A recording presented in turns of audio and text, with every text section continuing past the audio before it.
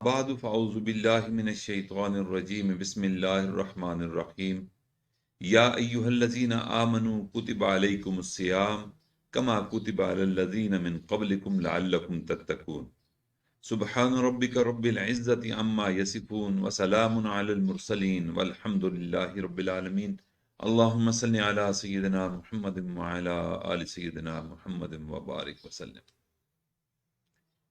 اس آیت کریمہ میں اللہ رب العزت نے روزے کی حکمت اور فلسفہ بیان فرمایا کہ تم پر روزے کو کیوں فرض کیا گیا۔ سوچنے کی بات ہے کہ اللہ رب العزت ایمان والوں کو سزا نہیں دینا چاہتے، سزا تو نہیں دینا چاہتے، یا اللہ رب العزت ہم مسلمانوں کو بھوکا اور پیاسا رکھنا چاہتے ہیں؟ بندے کو بھوکا رکھ کر اللہ تعالیٰ کو کیا ملے گا؟ اور اسی طرح اگر اللہ رب العزت ہمیں سزا دینا چاہتے ہیں تو ان کے خزانے میں کیا اضافہ ہوگا؟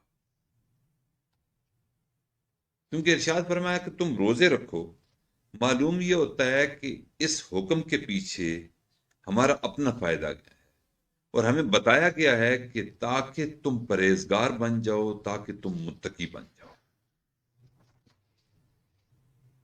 روزے کا فلسفہ اور حکمت کیا ہے؟ وہ یہ ہے کہ انسان کے اندر تقوی اور پرہیزگاری پیدا ہو جائے۔ ایک صحابی حضرت ابی بن کعب رضی اللہ تعالیٰ عنہ کی خدمت میں حاضر ہوتے ہیں اور آ کر ایک سوال پوچھتے ہیں کہ حضرت ارشاد فرمائیے تقوی کیا ہے؟ فرمایا کبھی تم خاردار جھاڑیوں میں سے گزرے ہو؟ اس نے عرض کیا کہ حضور کئی مرتبہ گزرا ہوں۔ فرمایا تم کیسے گزرتے ہو؟ اس صحابی نے عرض کیا کہ حضرت میں سمٹ سمٹا کر اپنے کپڑوں کو بچا کر تاکہ میرا دامن ان کانٹوں کے ساتھ الجھ نہ جائے، اس طرح گزرتا ہوں۔ فرمایا اسی کا نام تقوی ہے کہ اے انسان تو ایسے اس دنیا کی زندگی میں سنبھل کر چل کہ تیرا دامن کسی گناہ سے آلودہ نہ ہو، تیرے ایمان کے دامن کو کوئی جھوٹ کا کانٹا تار تار نہ کر دے، کوئی غیبت تمہارے ایمان کو خراب نہ کر دے، کوئی تکبر تمہارے جسم پر خراش نہ لے آئے۔ تم اس طرح دنیا کے اندر گزارا کرو۔ اور روزے کا مقصد بھی یہی پرہیزگاری ہے، اور یہ صرف بھوکا پیاسا رہنے کا نام نہیں، یعنی صرف کھانا پینا اور اس سے ہی رک جانا اور ظاہر کا روزہ رکھنا، بلکہ زبان کا بھی روزہ رکھنا، اس سے پرہیزگاری ملتی ہے۔ آنکھ کا روزہ دار اس کو تقوی ملتا ہے۔ جسم کے ہر عضو کو اللہ کے حکموں کے مطابق استعمال کرنا، یہ روزے کا فلسفہ اور حکمت ہے۔ اور روزے کا کمال انسان کو تبھی نصیب ہوتا ہے جب انسان سارے کا سارا روزہ دار ہو۔ اس لیے حدیث پاک میں آیا ہے کہ کچھ روزہ دار ایسے ہوں گے کہ انہیں بھوک اور پیاس کے علاوہ روزے سے کچھ حاصل نہ ہوگا۔ کیوں؟ انہوں نے تو روزہ رکھا، لیکن روزے کے ساتھ ساتھ اپنے مسلمان بھائی کی غیبت کی۔ انہوں نے روزہ رکھا، لیکن روزے کے ساتھ ساتھ اپنی زبان سے جو اللہ نے دی اس سے جھوٹ بولا۔ انہوں نے ظاہر کا روزہ رکھا، کانوں سے موسیقی سنتے رہے۔ انہوں نے ظاہر کا روزہ رکھا، بے حیائی اور لوگ باتیں کرتے رہے۔ انہوں نے ظاہر کا روزہ رکھا، دوسروں پر ظلم کرتے رہے، دوسروں کے حقوق پامال کرتے رہے۔ جب روزہ رکھ کر ایسا کیا تو میرے بھائیوں روزے کا ثواب جاتا رہا۔ اس لیے سچ فرمایا کہ کچھ روزہ داروں کو سوائے بھوک اور پیاس کے روزے سے کچھ حاصل نہیں ہوتا۔ میرے بھائی روزے کے کچھ آداب ہیں۔ ایک ہم جیسے عوام الناس کا روزہ کہ بھوکا پیاسا رہ کر اپنے دن کو گزار لیا، بے شک گناہ نہ کیے، لیکن کچھ خاص لوگوں کا روزہ اور وہ آداب اس طرح ملحوظ رکھتے ہیں کہ ظاہر کا روزہ بھی رکھتا ہے اور جسم کے تمام اعضاء کا روزہ بھی رکھتے ہیں، اور اپنے دل کو اللہ کی یاد سے بساتے بھی ہیں۔ اب کچھ بندے ایسے ہوتے ہیں جن کو زیادہ روزہ لگتا ہے، وہ کثرت سے یہ کہتے ہیں کہ جی آج بہت گرمی ہے، آج مجھے روزہ لگا ہوا ہے۔ عام طور پر یہ دیکھا گیا ہے کہ جو آدمی پرہیزگاری کے ساتھ، تقوی کے ساتھ، دل کی حاضری کے ساتھ، گناہوں سے بچتے ہوئے روزہ رکھتا ہے، اسے بھوک اور پیاس بہت کم محسوس ہوتی ہے، اور زیادہ بھوک اور پیاس اسی کو لگتی ہے جو زیادہ بد پرہیزیاں کرتا ہے۔ حضور نبی کریم صلی اللہ علیہ وسلم کی دور کی بات ہے، اور یہ واقعات اس لیے پیش آئے تاکہ بعد میں آنے والوں کے لیے ایک سبق ہو، ایک عبرت ہو۔ دو عورتوں نے روزہ رکھا، اور روزہ ان کو اتنا لگا کہ وہ مرنے کے قریب ہو گئیں۔ نبی علیہ الصلوۃ والسلام کی خدمت میں جا کر یہ عرض کی گئی، بتایا گیا ان کے حالات کہ آپ ان کے لیے دعا کریں۔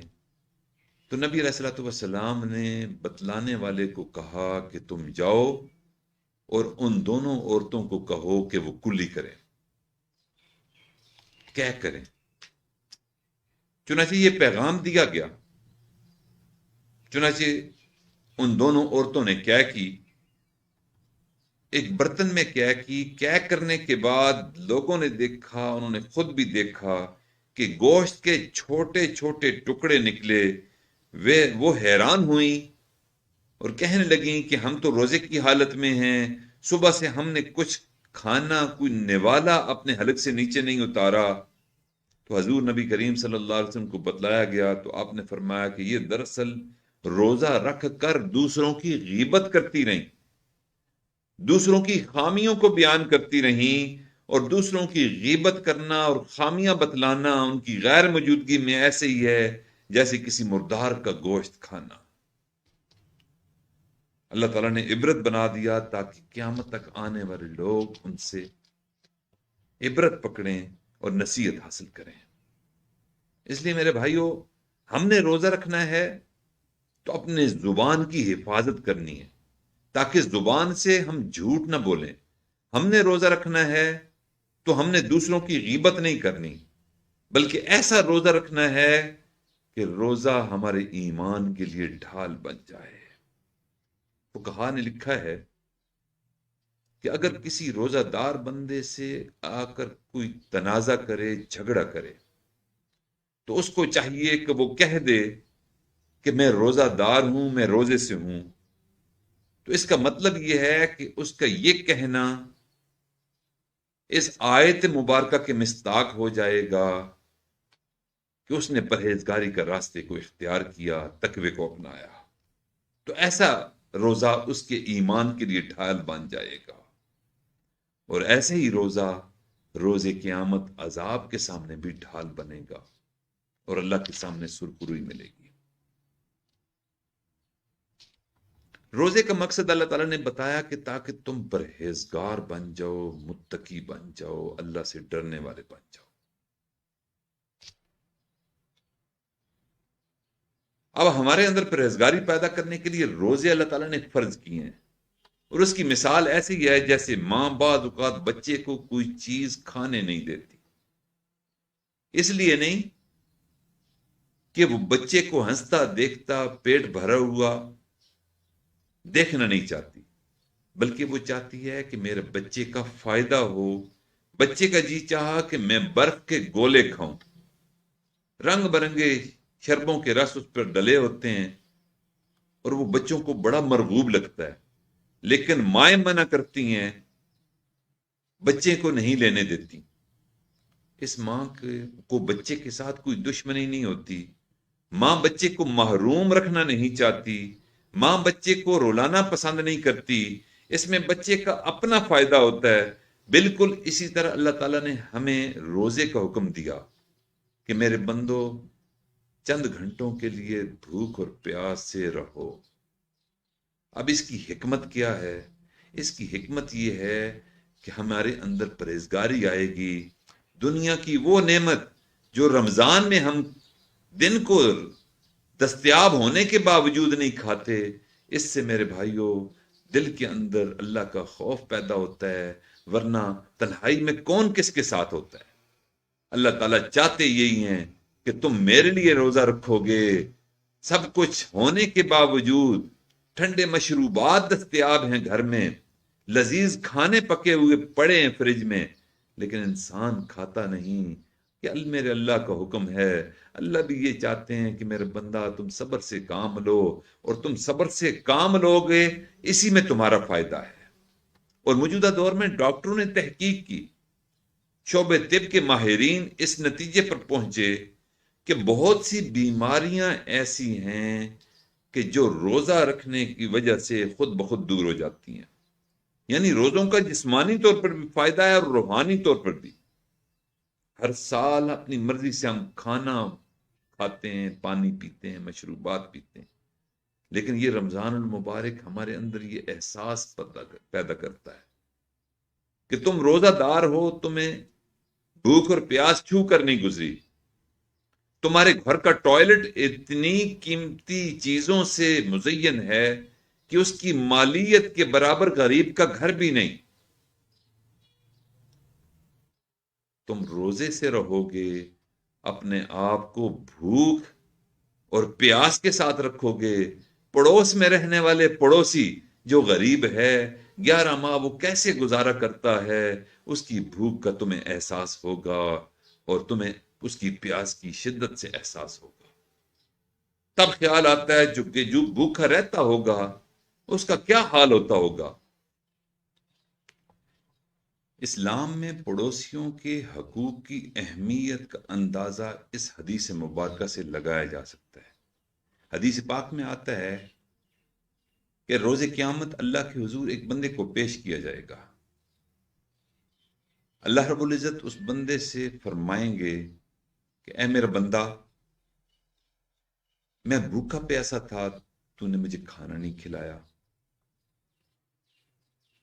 وہ بندہ عرض کرے گا کہ اے میرے اللہ، آپ تو کھانے پینے سے منزہ اور مبرہ ہیں، میں آپ کو کیسے کھانا کھلاتا؟ اللہ فرمائیں گے کہ میرا بندہ، میں بیمار تھا، تو نے میری بیمار پرسی نہیں کی۔ وہ بندہ دوبارہ عرض کرے گا کہ یا اللہ، آپ بھوکے پیاسے تھے، میں کیسے آپ کو کھانا کھلاتا؟ آپ بیمار تھے، میں کیسے آپ کی بیمار پرسی کرتا؟ آپ تو ان نقائص سے پاک ہیں، مطہر ہیں، منزہ ہیں۔ تو اللہ فرمائیں گے اس بندے سے کہ میرا بندہ، تیرے پڑوس میں تیرا پڑوسی بھوکا تھا، اگر تو نے اس کو کھانا کھلایا ہوتا تو گویا تو نے اپنے رب کو کھانا کھلایا ہوتا۔ تیرے پڑوس میں تیرا پڑوسی بیمار تھا، اگر تو نے اس کی بیمار پرسی کی ہوتی، عیادت کی ہوتی، تو گویا تو نے اللہ رب العزت کی عیادت کی ہوتی۔ اس وقت انسان کو احساس ہوگا کہ یہ غم گساری، یہ غم خواری، یہ پڑوسیوں کے حقوق، ان کی اللہ کے ہاں کیا قدر اور کیا قیمت ہے۔ میرے بھائیو، اللہ کی رضا مخلوق کی خدمت سے وابستہ ہے۔ نبی علیہ الصلوۃ والسلام ایک مرتبہ جبرائیل امین علیہ السلام کی زیادہ تشریف آوری پر حیران ہوئے اور فرمانے لگے کہ مجھے شک گزرنے لگا کہ شاید اللہ تعالیٰ پڑوسیوں کو وراثت میں حق دینے کا ارادہ رکھتے ہیں، اور آج سب سے زیادہ ہمارے شر سے، ہمارے مزاج سے جو متاثر ہوتے ہیں وہ یہ پڑوسی ہیں۔ ہم ہر وقت ان سے الجھتے رہتے ہیں، کبھی بچوں کو آڑ بنا کر، کبھی کسی اور کھٹ پٹ کو سامنے لا کر ہم ان کے ساتھ تنازع کرتے رہتے ہیں۔ تھوڑی دیر میں محبت والا رشتہ ختم کر دیتے ہیں، لیکن اگر ہم چاہتے تو اس رشتے کو بچا سکتے تھے۔ تھوڑا سا لچک دکھا کر ہم اپنے پڑوسی کی عزت نفس کا دھیان رکھ سکتے تھے۔ اس لیے میرے بھائیو، اچھے اخلاق کو ہم نے اپنانا ہے۔ حدیث میں ہے کہ نبی علیہ الصلوۃ والسلام نے ارشاد فرمایا کہ میں مکارم اخلاق کی تکمیل کے لیے بھیجا گیا ہوں۔ بُعِثْتُ لِأُتَمِّمَ مَكَارِمَ الْأَخْلَاقِ، اور ان اخلاق میں سے ایک خلق پڑوسیوں کے ساتھ اچھا برتاؤ بھی ہے۔ میرے بھائیو، روزہ رکھنے کا ایک مقصد اور بھی ہے، اور وہ مقصد ہے کہ انسان کو رزق کی قدر معلوم ہو، اور یہ قدر بھی پرہیزگاری کی وجہ سے معلوم ہوتی ہے۔ دیکھیے کتنا لمبا مرلہ ہے بیجائی سے لے کر کھانے تک، یہ لقمہ ہمارے منہ میں کیسے آتا ہے، زمین سے گزرتا ہے، پانی اور ہوا کی نعمت ہے، سورج کی تپش ہے، تب گندم کا پودا بڑا ہوتا ہے، پھر انسان نے اس کو کاٹ کر بھوسے اور گندم کو علیحدہ کیا، پھر گندم کی پیسائی کی، اور پسائی کے بعد تب جا کر روٹی ہمارے سامنے آتی ہے۔ جب اتنے مراحل سے یہ گزر کر یہ نعمت ہمارے سامنے آتی ہے، تب ہم اسے کھاتے ہوئے اللہ کا نام بسم اللہ بھی ہمیں یاد نہیں رہتا۔ کتنی عجیب بات ہے۔ والد ماجد مرشد عالم محبوب العارفین حضرت مولانا پیر غلام حبیب نقشبندی رحمۃ اللہ علیہ کے مرشد اول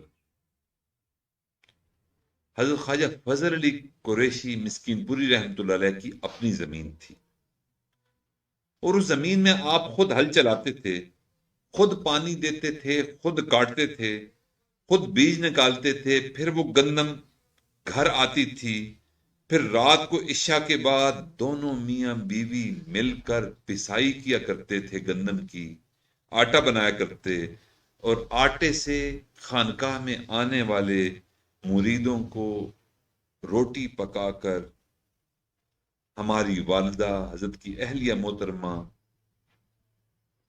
مہمانوں کی توازو کے لیے پکا کر بھجواتی۔ آپ اندازہ کیجئے کہ حضرت یہ سب کچھ خود کرتے تھے، ان تمام مراحل کو خود طے کرواتے تھے، اور حضرت کی عادت مبارکہ ہوتی تھی کہ آپ ہر وقت دن ہو یا رات ہو، نماز کا وقت ہو یا عام وقت ہو، ہر وقت باوضو رہتے تھے۔ گھر والوں کی یہی عادت تھی۔ ایک دن حضرت نے کھانا پکوایا اور خانقاہ میں کھانے کو لے کر آ گئے۔ اللہ اللہ سیکھنے والے سالکین وہاں آئے ہوئے تھے۔ آپ نے فرمایا کہ آؤ فقیرو، کھانے کے لیے آ جاؤ۔ جب سب فقیر آ گئے، مریدین تشریف لے آئے، تو حضرت نے کھانا ان کے ساتھ رکھا، اور جب وہ کھانے لگے تو آپ نے کہا فقیرو، تمہارے سامنے جو روٹی پڑی ہے اس کے لیے ہل چلایا گیا تو وضو کے ساتھ، بیج کی بیجائی کی گئی تو وضو کے ساتھ، پانی لگایا گیا وضو کے ساتھ، پھر اس فصل کو کاٹا گیا وضو کے ساتھ، پھر گندم اور بھوسے کو علیحدہ کیا گیا وضو کے ساتھ، پھر گندم کو گھر لایا گیا وضو کے ساتھ، پھر گندم کی پسائی کی گئی وضو کے ساتھ، پھر گندم کے آٹے کو گوندا گیا وضو کے ساتھ، پھر روٹی پکائی گئی وضو کے ساتھ، پھر میں وضو کے ساتھ اٹھا کر اب تمہاری خدمت میں لے کر آ گیا ہوں، کاش کہ تم وضو کے ساتھ اسے کھا لیتے۔ ہمارے مشائخ کو نعمتوں کی قدر تھی، وہ جانتے تھے کہ یہ سارے مراحل تبھی طے ہوتے ہیں جب اللہ کی منشا اور رضا ہوتی ہے، اور وہ ہر عمل میں اللہ کے مبارک نام کو شامل فرمایا کرتے تھے۔ میرے بھائیوں، ہم نعمتیں استعمال کرتے ہیں، ہماری اپنی ملکیت نہیں ہوتی، رب کی ملکیت ہوتی ہے، لیکن رب کی دی ہوئی نعمتوں کو اللہ کے نام کے بغیر بسم اللہ پڑھے، بغیر وضو کیے ہم کھا جاتے ہیں۔ اس لیے میرے بھائیوں، کھانے کے آداب کو ہم نے ملحوظ رکھنا ہے۔ اب خود سوچ لیں کہ کھانا کتنے مراحل سے گزر کر ہمارے سامنے آتا ہے۔ اللہ رب العزت کو وہ بندہ بڑا پسند ہے جو نعمتوں کی قدر کرتا ہو۔ نبی علیہ الصلوۃ والسلام کی عادت مبارکہ اور شریفہ تھی کہ آپ جب بھی کھانا تناول فرماتے ادب کے ساتھ زمین پر بیٹھ کر ایک خاص طریقے سے کھانا تناول فرماتے. بندہ کھانا کھائے دل میں نعمت کا احساس ہو کہ جو میں کھانا کھا رہا ہوں میرے اعمال تو اس قابل نہ تھے، یہ قابل میں بھی نہ تھا، یہ میرے رب کا احسان ہے کہ اللہ رب العزت میری بدعمالیوں کے باوجود مجھے کھانے پر کھانے اور نعمتوں پر نعمتیں دیا جا رہا ہے. اللہ تعالی کی اتنی بڑی مخلوق ہے پھر بھی ہمیں رزق دینا نہیں بھولتا. سمندر کی مخلوق ہے، آبی مخلوق ہے، ہوا کی مخلوق ہے، چرند ہیں، پرند ہیں، حشرات الارض ہیں، اپنی کسی مخلوق کو وہ بھولتا نہیں. میرے بھائیوں، اگر کھانے میں اگر نمک تیز ہو، کبھی مرچ اوپر نیچے ہو جائے تو ہم حقارت کے ساتھ اس کھانے کو اپنے سے دور کر دیا کرتے ہیں. میرے بھائیوں، ہمیں یہ احساس ہی نہیں ہوتا. ایک اللہ والے نے کیا خوبصورت بات کی کہ جب ایسی کوئی نعمت تمہارے سامنے آئے اور تمہیں وہ پسند نہ ہو پھر بھی تم صبر اور شکر کے ساتھ اس نعمت کو کھا لیا کرو کہ یہ اس مالک کی مہربانی ہے کہ رزق کی تقسیم کرتے ہوئے جہاں دوسری مخلوقات کو اس نے رزق دیا، ہم فقیروں کو بھی وہ بھولا تو نہیں. اس نے ہمیں یاد رکھا اور ہمیں کچھ نہ کچھ کھانے کے لیے دے دیا. مرغ مسلم نے صحیح، دال صحیح، سبزی صحیح، کبھی نمک مرچ اوپر نیچے ہو جاتا ہے. ہمیں شکر اور قدردانی کرنی چاہیے کہ میرے رب نے ہماری طرف نعمت رزق کی صورت میں بھیجی تو ہے. اگر وہ نہ بھیجتا ہم بھوکے رہتے. ہمیں ذائقے کا احساس تو درکنار، ہم پیٹ کی آگ کو کس ایندھن سے بجھاتے. میرے بھائیوں، ہم عادت ڈالیں اور پرہیزگاری اپنے اندر لائیں. دوسروں کی بھوک کا احساس اس روزے سے حاصل کریں کہ بہت سے بندے ایسے ہیں کہ جو صبح کھاتے ہیں پھر رات گئے کھاتے ہیں. ہم دن میں کئی مرتبہ مشروبات پیتے ہیں، کھانے کھاتے ہیں اور اللہ کا شکر ادا نہیں کرتے. میرے بھائیوں، روزے کا یہ فلسفہ اور یہ حکمت ہے کہ ہم ان روزوں میں بھوکوں کی بھوک کا لحاظ رکھیں، پیاسوں کے پانی پینے کا لحاظ رکھیں اور ان نعمتوں کی قدر دانی کریں. اور دوسروں کی بھوک اور پیاس کا جب ہم لحاظ رکھیں گے اللہ تعالیٰ اس کے بدلے ہمیں تقوی عطا فرمائیں گے، پرہیزگاری عطا فرمائیں گی اور اللہ تعالیٰ ہمیں گناہوں سے محفوظ رکھیں گے. اللہ سے دعا ہے کہ اللہ تعالیٰ ہمیں رمضان کے روزے کے اندر اس فلسفے اور حکمت کو سمجھنے کی توفیق عطا فرمائے جو اللہ تعالیٰ ہمیں سمجھانا چاہتے ہیں. وآخر دعوانا ان الحمد للہ رب العالمین. دعا مانگ لیجیے. سبحان ربی الوہاب، اللہم صلی علی سیدنا محمد وعلی آل سیدنا محمد وبارک وسلم. ربنا آتنا فی الدنیا حسنہ وفی الآخرۃ حسنہ وقنا عذاب النار وادخلنا الجنۃ مع الابرار. یا عزیز، یا غفار، یا ارحم الراحمین. یا اللہ، ہم آپ کے عاجز مسکین بندے ہیں، ہمارے گناہوں کو معاف فرما، خطاؤں سے درگزر فرما، عیبوں کی پردہ پوشی فرما، نظروں کو پاک فرما، دلوں کو صاف فرما، سینے میں اپنی محبتیں پیدا فرما، اپنے عشق کی آتش سے ہمارے قلوب کو روشن فرما، نبی علیہ الصلوۃ والسلام کی محبت سے ہمارے دل کو لبریز اور منور فرما، انگ انگ بوٹی بوٹی ہڈی ہڈی میں اپنا ذکر جاری فرما. میرے مالک، اس رمضان کو ہمارے لیے ماہ غفران بنا. میرے مالک، آپ تقوی ہمارے اندر دیکھنا چاہتے ہیں، پرہیزگاری ہمیں دیکھنا چاہتے ہیں، ہم اختیار نہیں کر پاتے. میرے مالک، ہم کمزور ہیں. میرے مالک، اگر آپ تقوی والی راستے پر چلانا چاہیں تو آپ کے لیے تو ایک نظر رحمت ڈالنے کی ضرورت ہے. ہماری بگڑی بن جائے گی. کریم پروردگار مہربانی فرما دیجئے. ہم نے بھوک اور پیاس روزے کی اس لیے کاٹی کہ آپ ہم سے راضی ہوں. ہم نے اس لیے کاٹی کہ تاکہ ہمارے اندر تقوی آ جائے. پھر بھی ہم اپنے آپ کو عاجز پاتے ہیں. کریم پروردگار نظر رحمت ڈال کر ہمیں متقیوں میں شامل فرما دیجئے. یا اللہ، اپنی نظر کرم ہمارے اوپر ڈال کر ہم سب کو پرہیزگاری والی زندگی عطا فرما دیجئے یا رب کریم، مہربانی فرما دیجئے، موت سے پہلے ہمیں تقوی اور پرہیزگاری عطا فرما دیجئے یا اللہ، اس سے پہلے کہ لوگ ہمیں کلمہ کی تلقین کریں یا اللہ، ہمیں اپنے اختیار کے ساتھ کلمہ پڑھنے کی توفیق عطا فرما دیجئے یا اللہ، اس سے پہلے کہ لوگ ہمیں غسل دیں یا اللہ، ہمیں غسل توبہ کرنے کی توفیق عطا فرما دیجئے یا اللہ، اس سے پہلے کہ لوگ ہمیں کفن کا لباس پہنائیں یا اللہ، تقوی کی پوشاک ہم سب کو عطا فرما دیجئے یا اللہ، اس سے پہلے کہ ہماری نماز جنازہ پڑھی جائے، میرے مالک، ہمیں اپنے اختیار کے ساتھ مسجد میں 5 وقت باجماعت نماز پڑھنے کی توفیق عطا فرما دیجئے اے میرے مالک، بیماروں کو شفا عطا فرما دیجئے، بے روزگاروں کو روزگار عطا فرما دیجئے یا اللہ، بے اولادوں کو اولاد نرینہ عطا فرما دیجئے یا اللہ، رزق کے متلاشیوں کو رزق وسیع عطا فرما دیجئے یا اللہ، بھوکے پیاسوں کا لحاظ رکھنے والوں بندوں کو یا اللہ، تقوی والی زندگی عطا فرما دیجئے اور اپنے مقبول بندوں میں شامل فرما دیجئے، ہم سب کو اپنے پڑوسیوں کے حقوق کا لحاظ رکھنے کی توفیق عطا فرما دیجئے اے میرے مالک، بھوک اور پیاس کی شدت روزے میں ہمیں محسوس ہوتی ہے یا اللہ، بھوک کی یا اللہ، ہمیں شعور عطا فرما دیجئے، پیاس کا شعور عطا فرما دیجئے اے میرے مالک، مہربانی فرما دیجئے یا اللہ، اس روزے کو اپنی بارگاہ میں قبول فرما، رات کی تراویح کو اپنی بارگاہ میں قبول فرما، تلاوت اور یا اللہ ذکر کو قبول فرما، درود شریف استغفار جو ٹوٹا پھوٹا کیا اس کو قبول فرما یا اللہ، دور قریب مسلمان بہنیں اور بیٹیاں اور یا اللہ عزیز و اقارب یا اللہ جو بھی سن رہے ہیں یا اللہ، مہربانی فرما دیجئے یا اللہ، سب کے روزے کو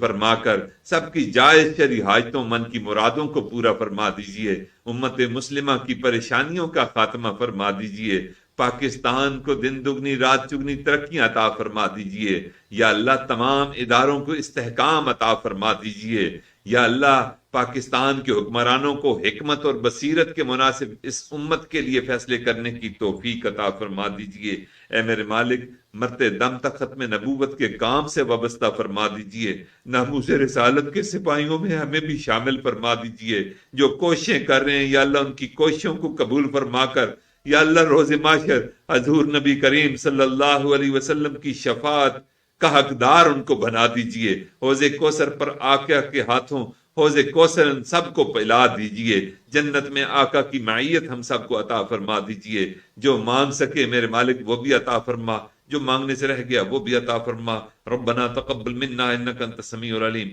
وتب علینا انک انت التواب الرحیم، وصلی اللہ تعالی علی حبیبی محمد وعلی آلہ وصحبہ اجمعین برحمتک یا ارحم الراحمین۔